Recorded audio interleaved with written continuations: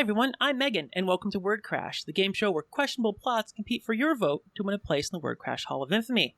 Let's meet our contestants.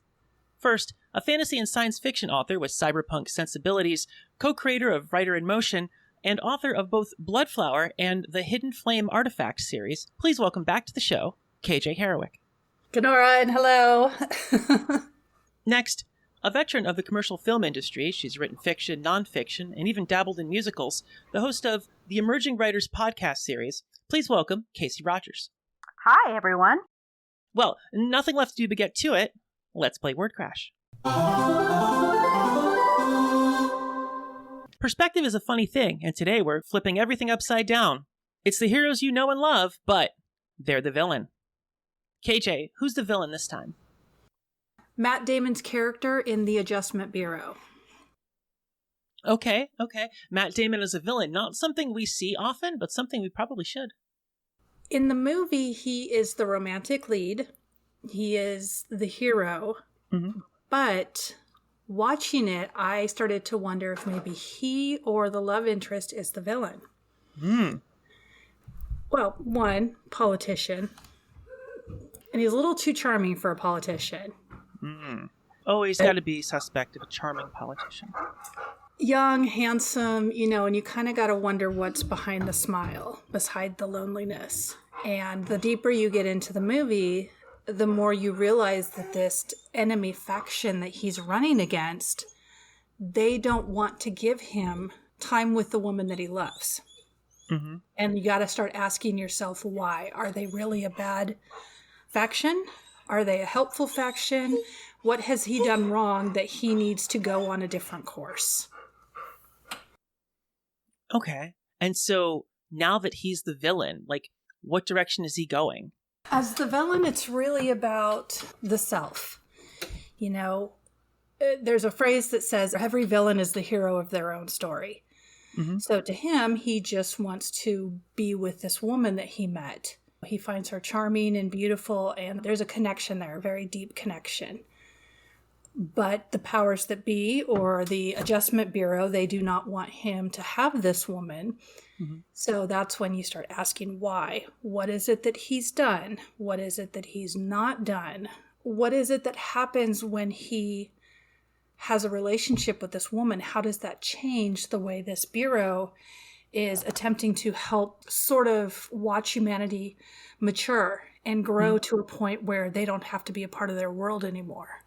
At some point in this story, we're going to have to see Matt Damon's character do something off. Something that immediately indicates that he may look charming and be a good speaker and everything like that, but something is definitely off. So what is that first thing? He meets the woman for a second time on a bus. And it's just a chance meeting, and she gives him her phone number, and then he gets it taken away. So suddenly he has no way to get her phone number. All he knows about her is her first name. Mm-hmm. Every day for 3 years, he takes the exact same bus at the exact same time trying to find this woman. Mm-hmm. Modern society, that is a stalker. Ooh. A very obsessive stalker. So, that raises a lot of red flags right there. So we're going for an obsessive thing. Yes. Okay. Hey, Kasey, if you were going to have this character do something obsessive about this woman, what other obsessive thing is he doing? Maybe he's stalking her online as well as stalking her through the bus. So anybody that he thinks might be her, he could go in different directions. And maybe he gets caught up with somebody that he thinks is her, but it's not her. And he ends up stalking the wrong person. And then we really get a view of oh no, he's obsessed. He's followed this girl around for 2 weeks and then finds out it's not her and he's mad. Mm-hmm. Right? Yeah. You see him get a little angry. Maybe he yells at the woman because we need that kick the cat moment. Right? That's because, a little bit of obsession, unfortunately, in the culture that we're in, a little bit of that is oh, he must really care about her. But to really make it villainous, he's got to get angry. Mm-hmm. I like that. And he's got to feel foiled. KJ, how does he now react to this idea that there's people planning the world? It's interesting because that bothers him. Mm-hmm. especially on a personal level, but it's really the fact that they keep following him. He's trying to find this girl. They're trying to stop him, and they manipulate phone calls. They manipulated her injuring herself. She's a professional dancer, so of course, with ballet, you only have so many years that you can actually perform before your body kind of works against you. So when she gets injured, she thought that was the end of her career. But they just keep interfering with him to the point of causing car crashes and running people over. And he gets mad, he gets angry, and he's like, just leave me the hell alone. Let me find this girl. But when you look at it from an obsessive spin, how do we know they're not protecting her? Because she's supposed to become this world famous ballet dancer. And so her success is more important than his happiness, which makes sense. Her success is directly related to their inability to be together. Okay. So if they come together, he stops being a politician because he wants this good life, with her. She stops dancing and starts teaching kids. But how do we know that she doesn't love teaching kids? Maybe she wants to be with him, maybe she doesn't. And that's the thing, is nobody ever really asks her opinion. It's just Matt Damon against this faction, all trying to control the pieces of his life and how they fit together on a personal level. And also sort of on a global level or a species level. So let me get some clarification. When you say the personal level, everything being controlled, that is from the original also, right? That's from the actual movie also. Yeah. What kind of actions that, once they're a villain, looks horrific? It's like, oh, they're the hero. This was great to do. But now that they're the villain, they're like, oh, that's bad. Well, he seems to have a right hook for anybody that gets in his way. So, he loses this political convention. So he's not a senator now. It got to this other guy, and he goes out and punches some guy in a bar, gets in a big fight. And all along the way, every time a member of this faction gets in his way, he's throwing him around, he's punching him. So he's got a bit of a violent temper. Yeah, and that plays way different when you think they're already obsessed. Kasey, what other negative thing could we throw on this obsessive and violent character? I think he has some really bad habits. He drinks a lot. Maybe he acts out so completely inappropriately. You have like a sweet, warm moment with like a puppy or a kitten. Maybe the kitten scratches him or something. So instead of just shaking it off, he becomes totally upset about this very minor thing. Yeah, I think that works. KJ, at some point, he has to really make headway into figuring out what this secret organization is. Do we change the character of that organization at all, or do we leave it the same? There's several characters in the organization, and there's two of them that he interacts with primarily. It's interesting because it's not really him that makes that big decision for the climax and the finale. It's another member of the organization that comes up to him and says, look, I'm not supposed to be doing this, but here's some facts you need to know. And so they actually gave him the information, and it was only after that he goes, okay, so how do we do this? You see the whole planning stage, and all of a sudden he's got a hat like the Adjustment Bureau dudes do. He's got a map of all the different doors that are portals and where they go and where they come out and which ones are dead ends. So they use the weather and all of these things to help him just get into this courthouse where she's now about to get married to somebody else. And that's the new villain version, right? That's the actual plot. Yeah, I don't even have to put villain stuff in it. It's from the actual plot. So once you change the perspective, I mean, you really do see him as the villain. Absolutely, because you know what? Someone's getting married. What could you possibly know from whatever that chance encounter was that gives you the right to go interrupt somebody's marriage? That's a lot of ego. And if we're talking about this kind of villainous, violent guy who became emotionally and psychologically manipulative by being a senator and stuff, that's cast that in a totally different light. I'd like to see one change, though. I'd like to see him intimidate someone into giving him this information instead of it just coming to him. Before it comes to him, he does intimidate somebody, one of the other faction members. He keeps trying to ask him why. What is it about me and this woman that you feel like you have to step between us? What changes? What doesn't? And he does. He becomes rather intimidating, angry, obsessed with getting this information out. And all he gets out of the guy is, she'll end up not becoming world famous because of you, because you're in her life. So even that feels like a manipulation of an obsessive. It's still really not enough information to make a judgment call on his own life or this woman's.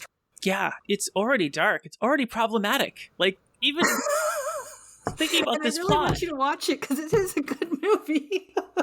This is what happens when we think about plots, right? Yeah. We find out, oh, that's problematic. Oh, rational people shouldn't act this way. But it's fun.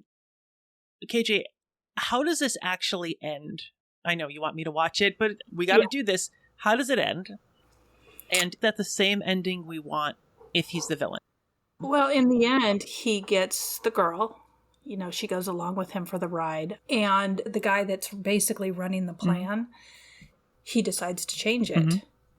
And then all of a sudden, it's not really about him. It's about testing him and testing the Adjustment Bureau workers. And they made the whole thing like just a test of personality and how far people will go to just make one true decision for themselves that doesn't have any influence from anybody else. I felt like he wasn't really the hero because he didn't find the information to take action. And then at the end, he didn't change anything at all. It was this deity that actually changed it. I mean, it's to allow him to have something that he wants. So it's basically Deus Ex Machina. Yeah. Just, the god has declared that love shall survive. And she's just along for the ride, like, not even going to worry about the guy I left at the altar or the judge's room. Yeah, that doesn't give her a lot of agency in her own life. She really didn't have a lot of agency in the movie. Now, don't get me wrong. I absolutely love it. I think it's a sweet romance. But, when you pick apart the other side, it does become very problematic on a lot of levels. If he's the villain, we can't let him get the girl, right? It depends. See, I knew you were going to say it depends. I'm like, of course you can't let the villain get the girl. But then I realized who I'm talking to. But think about the character arc. This isn't about growth for him. This is sort of a descent. So it's a backtrack. Just like you have villain origin stories that show the pathway that sort of got them from really good people just trying to make a difference to big jerks, basically. The story of Poison Ivy, she was a brilliant scientist and then she started killing men because they were all jerks. So I'm trying not to swear and it sounds really awkward coming from me. If you have to, you have to. I'll save it for when it's really appropriate. If we're going to have the villain get the girl at the end, we need to tell people what happens after this, right? Well, he wins the girl, but what else does he win?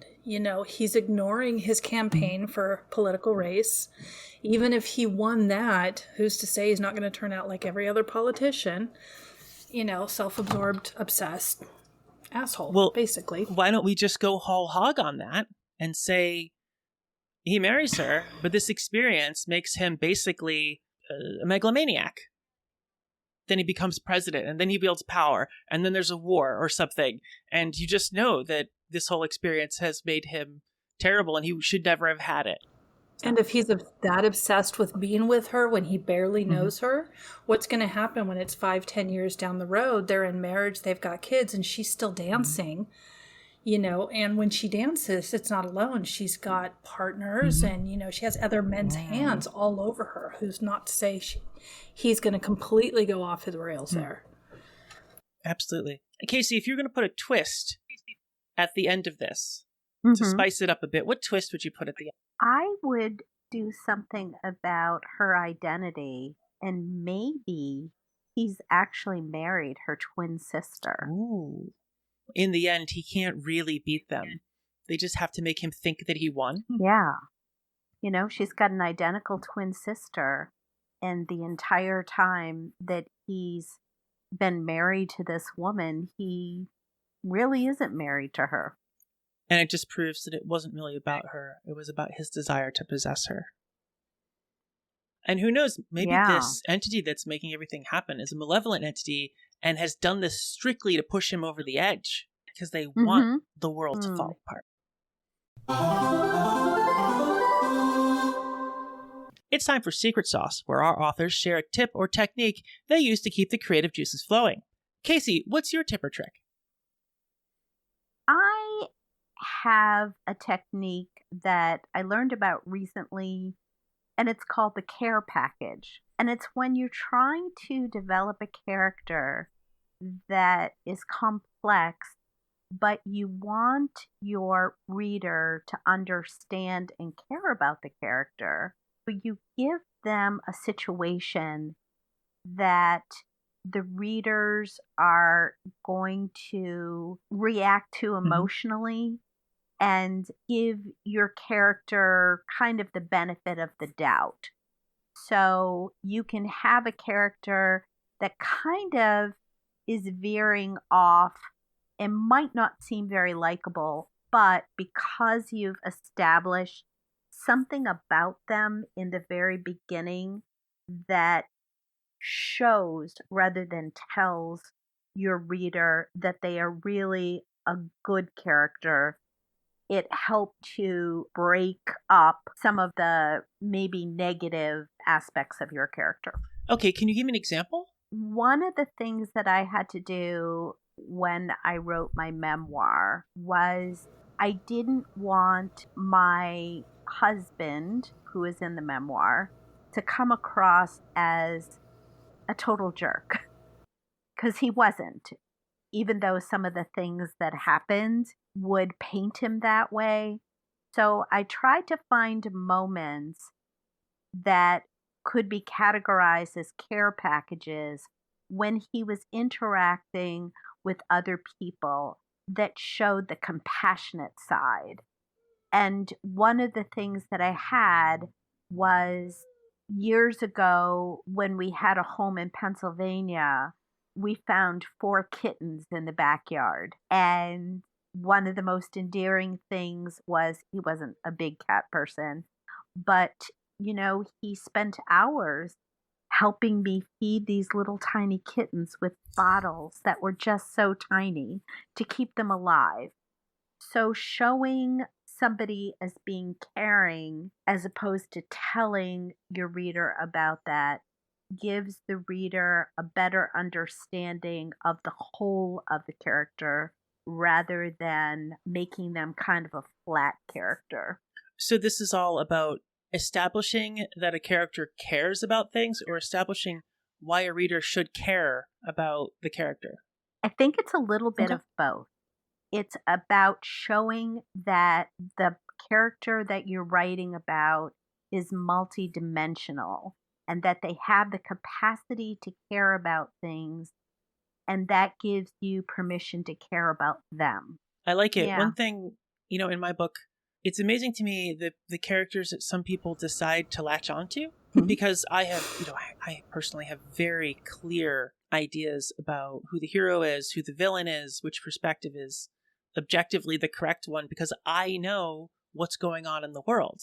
But other people don't. I give people who are ostensibly the villains certain scenes where they, well, because they're human, I give them scenes that make them human. And I didn't realize what I was doing at the time, because people were now like, oh no, that's not the villain. And I'm like, so who's the villain in this story? And they're like, I don't know, but they're all at odds. Yeah, they're all at odds, but I don't think they're the villain, are they? And I'm like, well, I can't say, right? I get it. It also makes heroes and villains less cartoony.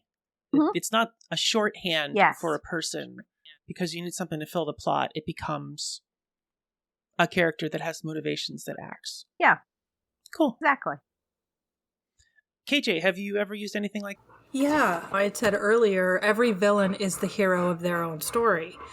And when you're working with a villain, you do have to plot out their timeline like they are the hero. Why are they acting this way? what justification comes out at the end? Like in my book, Bloodflower, Eli is painted from the get-go as a villain. And in a lot of ways, he does very villainous acts.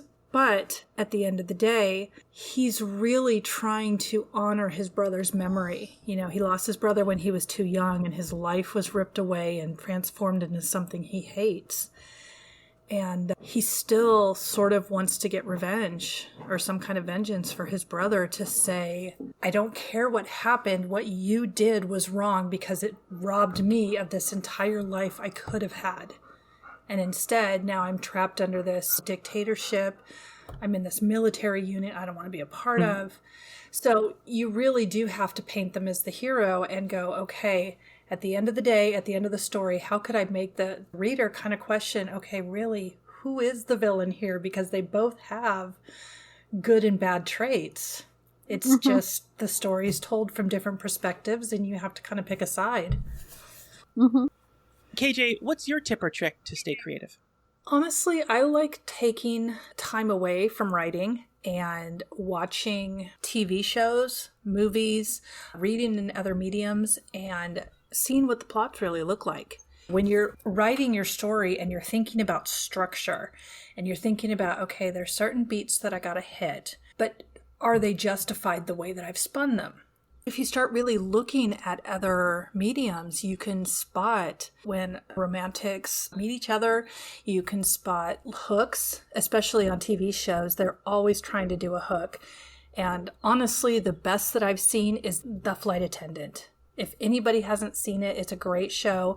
But the hooks at the end of each episode, it's terrible. I went through a season and a half in like 2 days. But once you do that, when you start picking apart movies or even just cartoons or, you know, long time running shows, you can start looking at, okay, I'm watching this 1980s show that I used to love as a kid. Does it still stand on its own in this modern culture? How would I do it differently? Is the premise good, or does the premise get muddled behind an A-list actor who kind of hammed it up a bit? There's a lot of different things to look at, and then once you sort of pick those apart and start understanding where they're at, you can go back to your story, and suddenly you look at the synopsis or the structure and you're like, this is all wrong. Or, hey, I got this right, but I need to move this here, here, and here. So I just find it really, really helpful, especially just getting that structure down, because once that's down, the rest of it you can just start filling in, fleshing out. KJ, you're not the first person to say, go experience other media. I've heard that a lot. Do you have a particular favorite? I thought Avatar was brilliant.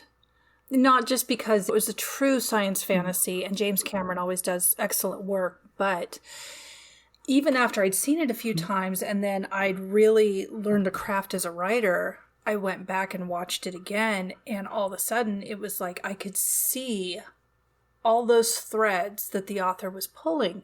And it starts strong.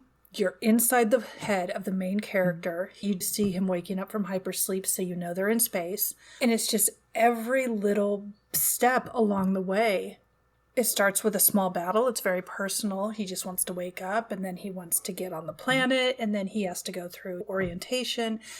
But by the end of the movie, everything just keeps getting bigger and bigger. The way it was orchestrated, it really brings viewers into this world that Cameron has built, and into the world of the Na'vi and how they conflict with humans, and even into the world of the humans and seeing how they interact with each other, where the villainy lies and who's really trying to be helpful. And it's just, I don't know, I just thought it was so well done. I mean, I loved the movie itself, but I just thought the way that they orchestrated pulling viewers bit by bit into this world was brilliant. Now, for me, it would be Babylon 5. It's just something that inspires me, and I've watched it through the entire series multiple times. It's to the point where people who read Chromaspace say, hey, you were a fan of Babylon 5, weren't you? And I'm like, yes, I was. I didn't know I took that much from it, but that's what people say. Kasey, do you have a favorite piece of media you go back to? I tend to go more towards comedy. I watch a lot of shows like Seinfeld and Cheers and Frasier over and over and over again. And what I find is that there are a lot of reworking of the same storylines in a different setting. For example, it seems like the show Frasier uses and reworks a lot of the plots that happened in Seinfeld. Interesting. So you can see these threads. They're kind of riffing off of something that happened in these earlier TV shows and almost like repurposing it with the characters in a different comedy. So I find that really interesting because there are no new stories, but you can rework the old ones and make them just as funny with different characters and different motivations. I have watched a lot of Star Trek and Star Wars and things of that nature, but those were more oriented towards other people in my household. It's okay. We all have different things that inspire us, and that's perfectly fine. KJ and I happen to both share sci-fi as a genre. Hearing you guys talk about it, though, you make me really interested in it. I'm like, what am I missing that this isn't something that I'm checking out more? But now I'm kind of thinking, gee, I don't think I ever saw the movie Avatar. And the way you described it, KJ, I'm like, what did I miss? I have to go see this. Yeah, James Cameron spent years in the Marianas Trench around the Titanic. So he took all of that inspiration being underwater. And that's what fed into Avatar. I totally respect that. So now I'm going to have to go check it out. Well, from your lips to our listeners' ears, hopefully they'll check out all of our books. Yes, absolutely. Break out your thesaurus and grab your red pen because it's time for Drop It. In this game, we ask our contestants to drop a single letter from the title of a book or movie and tell us what the new plot is. Kasey, what letter is getting the axe today? P for Pitch Perfect. We've got Itch Perfect. I'm getting visions of John Ick all over again. I was like, I wonder if I can use John Ick again. But that's a brilliant Pitch Perfect. I have seen Pitch Perfect. KJ, have you seen Pitch Perfect? Yes. Okay.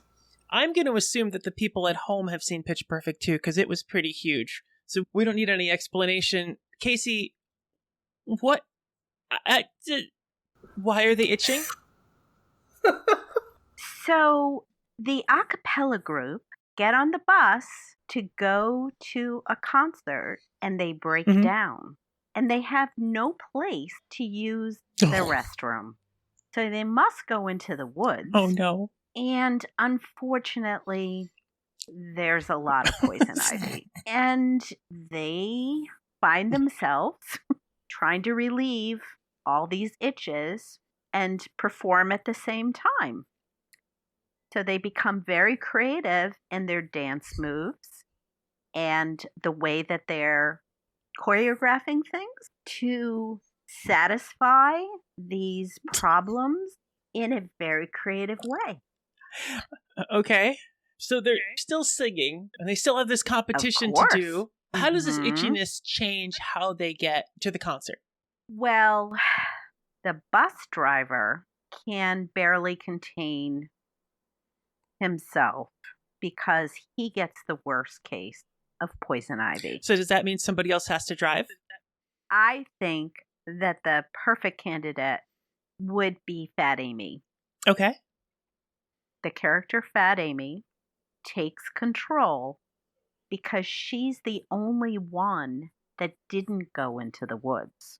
So she's able to navigate to the concert, but by the time they get there, all of the other girls have a massive problem on their hands because they so desperately want to win this competition. And the only way that they can do it is either suppress their desire to scratch or to incorporate it into their creative movement, and that's what they choose to do. I can see Amy just being like, are you kidding me? I'm not going out there.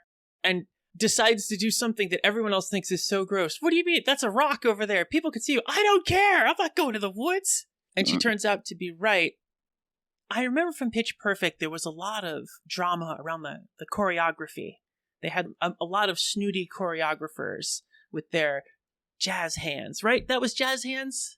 Mm-hmm. Who saves them with this new choreography that scratches that itch?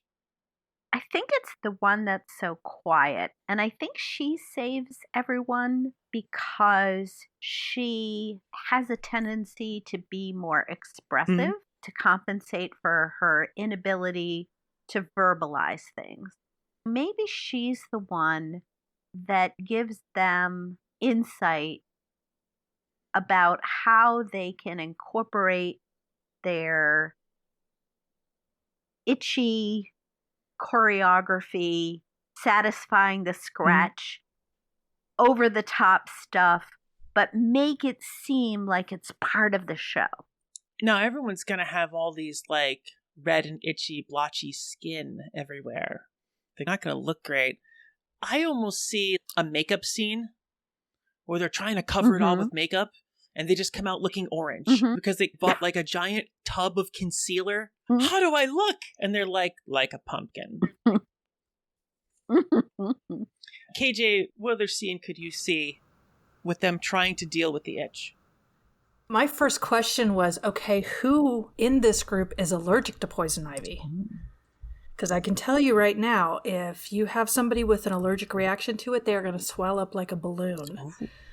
So I'm curious who that would be and what the weather is. Because if they're on a bus and it's like 110 degrees outside and they're trying to get to this thing and everybody's itchy and they're sweaty, you know, so I kind of see all of this playing together and just causing upheaval, you know, people dousing themselves with ice water or yeah. What's that pink stuff? Calamine lotion. Yeah, yeah. Yeah, you do. I don't know that we want to have a scene involving calamine lotion. But a bunch of pink kids or college girls all pinked up. I don't know, a bunch of college girls slathering each other and their itchy bits with calamine lotion is not really the show that we're writing right now. That's a totally different movie. I'm wondering who's taking Benadryl and slurring their singing all the way through the competition. That's fantastic. Ooh, yeah. Because if you're allergic, you gotta have great Benadryl. idea. Well, so the bus breaks down and they're all itchy and that's whatever. But then it becomes life-threatening when somebody starts blowing up. Maybe it's the bus driver, right? He gets all blown up. That's why he can't drive. And so now it becomes Amy's job to drive them. Is Amy a good driver? No. No, okay. No, of course not. Serviceable. No. Serviceable. We'll get them there alive. I can see, you know, mailboxes being run over, tricycles being squished. But they get there, and they get to the hospital, and all the girls, they're like, can you give us something? Can you give us something? It itches so bad. And the doctor's like, no, sorry, I'll have to live with it. It'd have to be a country doctor, though. Oh, yeah. It really would. One where he's the only one for the whole town. And I say that because if they walk into a hospital, obviously somebody's going to give them something because they have to take care of patients. But if it's one person and he's already got somebody else that's, you know, giving birth, or it's one of those doctors/vets, so he's, you know, helping the cow have a baby and can't help with the itchies. I love it. No, in Pitch Perfect, they compete against a lot of other groups. One of them should also have a problem. We got to put this on even playing fields. Let's say this is the worst luck ever. What happens to one of the other groups that make them appreciate that all that happened to them is that they're itching? I think you could go back to the orange. They all decided to tan up as part of their thing, and they all turned out like brownish orange, looking half desiccated. And one slaps the other. See, it was never going to work. It was never going to work. Okay, I think we can get to the part everyone who's been listening has been waiting for. What are some of these dance moves? I would imagine that most of their choreography has to be very rapid, that there's no slow movement because when you have a really bad itch, you're desperate to get it scratched. So a lot of the choreography has to do with very rapid kind of movements, but like a lot of tap dancing, a lot of jazz moves, and a lot of improv, I guess. KJ, what's one improvised move that you think would help on the dance floor? It would have to be from Janet Jackson's Control video, where she's got her arms out to the side and scratch the person next to you. I can see them trying to, Oh, yes, that's perfect. Back to back? Yes. Wiggling against each other. I think that's perfect. Maybe some floor work. Nice, cool floor. Do some rolling and Yeah, some break dancing. Yes. Or even to cool off, because sometimes ice will really help with that itch. So if the floor is nice and cold, then they'll definitely not want to get up. They'll want to keep doing the dance like on the floor. And maybe part of their set is they get sprayed with water. They start spraying each other with water. Instead of having fire and pyrotechnics, they're all hydrotechnics. Some of those big squirt guns, the ones that hold lots and lots of water, they can bring those out on stage and squirt each other. You've got me thinking now that all of this could be a war story in dance. Right? And they're doing the little crawl thing. and people are shooting their guns at each other, and it's the water, and they're grabbing people out of the way, and it's all itching everything. And it could be a beautiful story of the tragic events of some battle in World War II, and the judges are just like, oh, it is so beautiful. Yeah, I definitely see it. They win the competition, and unlike the real movie, we can't just live happily ever after. They have to have their final solution to the itching. They all get Benadryl because they notice the bus driver at the end is feeling better, the swelling's gone down, and he's kind of acting drunk, but he's not itching anymore. So they all decide to get a bunch of Benadryl, and next thing you know, they're all slurring their words and kind of acting half drunk. Yes. Who's going to drive? Oh, and of course, Amy took it anyways. Well, I didn't want you to go alone. Yeah. And then, of course, they mix alcohol with the Benadryl, and it gets really interesting. They're not supposed to be drinking, and they're not supposed to be doing all these other things. So they win the competition, but they all get in trouble when they get back. So then they have to go on and prove themselves for the next movie. Because it was behavior unbecoming of champions. Yes. So they'll have to do some kind of community service. Yes. And the twist at the end is that their community service involves trimming hedges and cutting down stuff. And guess what? This time it's poison oak. Yeah. Yeah. And there it is, people. Itch perfect. It really gets under your skin. Yeah. Absolutely. Before we go, it's time to give our authors a chance to talk about what's new and exciting in their lives. Kasey, what's new and exciting in your life? I am finishing up my novel called The Color of Frost, and I'm very excited about it. I'm at a point where I have maybe about another month of editing, and then I'm going to be promoting it. That's really exciting for me. It's the first full-length novel that I've written. Most of my work is nonfiction. I'm really excited about it. I think it's an interesting story, and I hope people can relate to it. So without giving away the plot or anything, can you tell me a little about it? What genre is it? Sure. I would say that it's maybe women's literature. It's a story that takes place in 1974, which is very similar to what we're experiencing right now. In that time period, there was the resignation of a disgraced president, Richard Nixon. There was high inflation. There was a war. There were lots of protests, a gas shortage. And it was also a time where women were just starting to get a lot of rights. it was the year before Roe v. Wade, or the year after Roe v. Wade, I should say. My main character is thrust into this life crisis, and she has to cope with a lot of very difficult things when she finds a series of letters from somebody that used to live in her apartment. And the letters kind of almost give her a roadmap out of her situation. That sounds very fascinating from a fascinating point in time. You said this is your first novel. What have you written that's not a novel?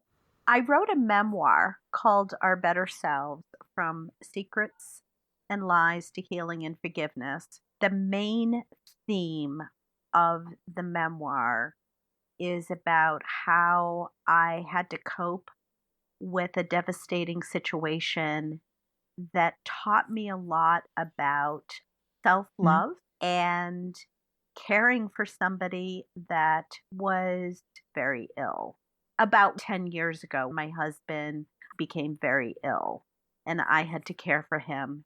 The relationship was on its way out to begin with.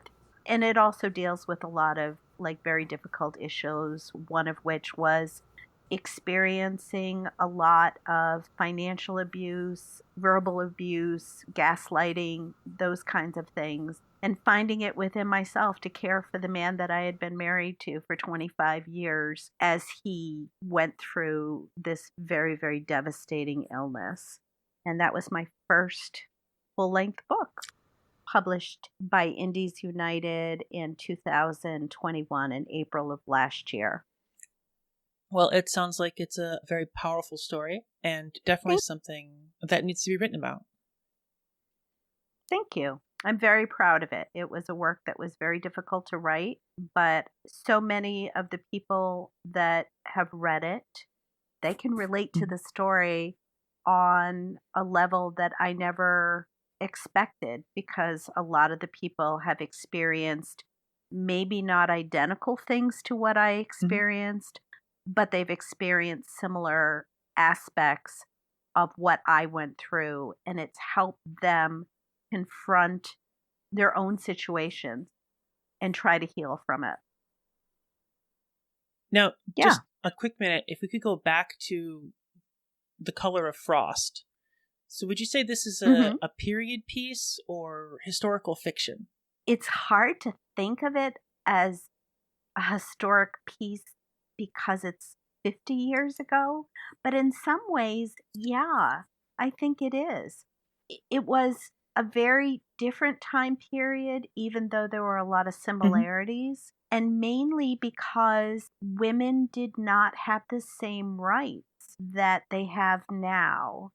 And my main character is really a reflection of the progress that's been made. I'm hoping to give the readers a perspective of the struggle and how far we've come by seeing what the reality was back then. That was the time of the Vietnam War. And before the Vietnam War, most women weren't allowed to do things like go to medical school because there were so many men that were over fighting the war. Colleges started allowing women to be admitted to medical programs because they needed students. And that's the reason why women were allowed into these programs. My character is a pastry chef. Most women weren't allowed into the kitchen of restaurants. I tried to set my story in a place or a time period where women were just starting to get a lot of rights, but they weren't there yet. And they were still struggling to achieve equality, because I think it's very, very easy to forget how much things have changed. Women weren't allowed to get credit cards then. Women couldn't get a loan without a man co-signing. That was only 50 years ago. So life has changed a great deal, but there's a lot at stake with what's going on in our society right now. So it's a reflection of this time period that wasn't that far back, but a lot of people can remember that far back because they're not that old. Yeah. That's my main character and her character arc. When do you think this is going to be available? It's set to be published October 5th. Yeah. Fantastic. If people want to find you on the internet, where can they go? I have a website called KaseyRogers.com. I have my own podcast called the Emerging Writers Series Podcast. They can check me out there. It's on Stitcher and a lot of other podcast platforms. Indies United, Publishing House. I have a page there. So those are all places that people can find me. I do have an author's page on Facebook that I don't use very often, but I'm there. So those are places, but I think the best place is my website, KaseyRogers.com. And I'm sorry we don't have time to talk about your podcast tonight. That's okay. Full disclosure to everyone, I have appeared on Kasey's podcast, and I had a great time. So be sure to check that out. KJ, what's new and exciting in your life? I'm struggling to write. No, Bloodflower came out and it did great. And then we put out an anthology called This Wicked Darkness through Portal World. So, people could kind of get a taste of all of our different styles and personalities, which you can still get in paperback. And then my short story, Light Beyond the Glass, which is a prequel to Bloodflower, is up on digital. It's on Amazon for 99 cents. I'm trying to write Iron Star, the second one in the series. It is in progress, but it's just taking a lot longer than normal. I've been reading a lot of space horror, and I'm really, really wanting to lean that way. I mean, the story does lean that way, but I've been dying to write a space horror story, get something really creepy out there. Gee, you like space horror. Is it shocking? Shocking. Absolutely shocking. Who would have thought? Who would have thought? Give me a derelict starship and some creepy ass space dogs in there, and I am there. Fantastic. What is Writer in Motion? Aha. So Writer in Motion started from a conversation with a couple of writers and editors about how could we show people what it's really like to write a novel. It's not just vomiting up a bunch of words, doing a quick, copy edit, and then you throw it on Amazon. That's not the way it works. We wanted to use a framework that would be easy to follow. So we used a short story framework, and Writer in Motion is a 5-week project. We still haven't scheduled the next one. It's on the calendar to schedule it. But basically, our editor, Jenny Chappelle, she puts up a prompt, usually an image, and from that, any writer can join, and they just get inspired by the prompt and write a short story, and it can be any genre. We've had space cows. We've had contemporary romances. We've had erotic shorts. We have all across the board, and it's such a wonderful opportunity because writers not only get a chance to write a 1,000-word short story and work with other writers on it, but you blog about the process. Ooh. And that's where the real magic comes is, you blog about your anticipation before it starts, and then your response to the prompt image. And then, the next week you kind of talk about your struggles and at what it took to get those words on the page and how much you hate them usually. And so every week is kind of a different thing, so you get a week where you work with a critique partner, you get a week where you get to work with an editor, and we usually have quite a few editors who volunteer, and then you have a final product. So from the very beginning, you're posting this very, very rough draft. And then at the end, you're posting this final copy that's completely changed, but you still see the heart of the story there. It's been a really great experience. We've done 4 seasons. Jenny and I haven't yet blocked out the time, but we need to talk about a 5th season. And we've got an absolutely wonderful team that works with us, and they help support the writers, and they help encourage them and get them started if they're struggling to get their story sort of on the page. And it's just like a looking glass into what it really takes to take that story from that first spark of an idea to a finished product. That's incredible. Yeah, it's a lot of fun. And there's a lot of talent out there. A lot. Absolutely. So KJ, if people want to find you on the internet, where can they go? You can go to my website. It's kjharrowick.com. Or you can find me anywhere on social media at kjharrowick. I am also on the Writer in Motion site. You can find links there. And most days, I'm just here trying to figure out my next move. So, aren't we all? Yes. So, which pitch deserves a place in the Wordcrash Hall of Infamy? Was it the Adjusted Bureau, or Itch Perfect? You tell us. Tweet us at WordCrashGame and vote for your favorite story of the night. If you're listening on YouTube, remember to like and subscribe and get in those comments to tell us how you would tackle our questions today. Everything we talked about will be in the links below. Thank you for listening. I'm Megan, and this has been Wordcrash. Remind you to always get creative.